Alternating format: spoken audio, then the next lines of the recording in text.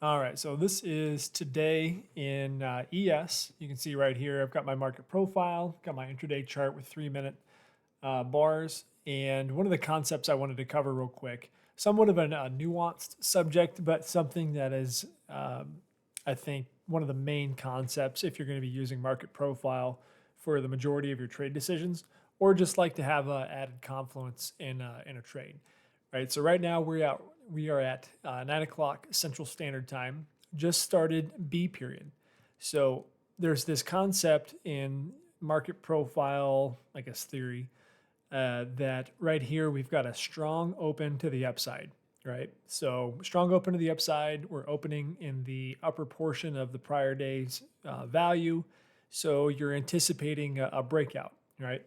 Uh, Everything right now says let's go long, right? We broke out. We broke out with some decent volume and basically just trying to figure out, are we going to continue to break out or not?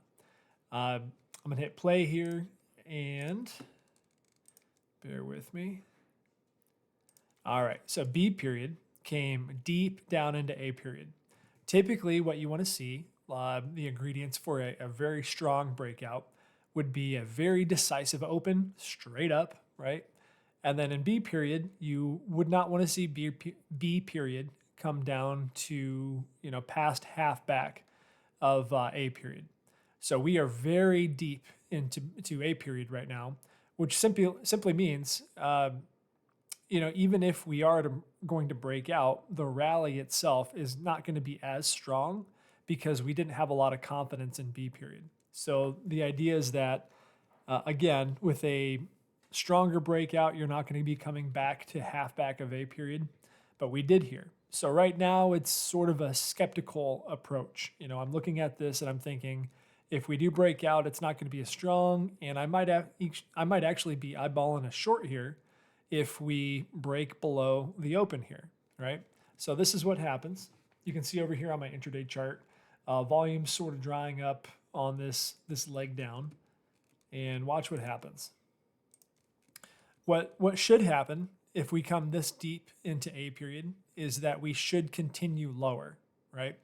This concept of what should happen doesn't. What should happen if we came this deep is that we continue to move lower, but that didn't happen. So the opposite is oftentimes just as strong, right?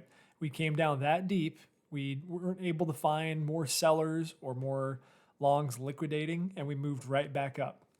Over here, you can see we've got a pretty, not the craziest volume right here, but it's not nothing. It's higher than a lot of this selling activity right here.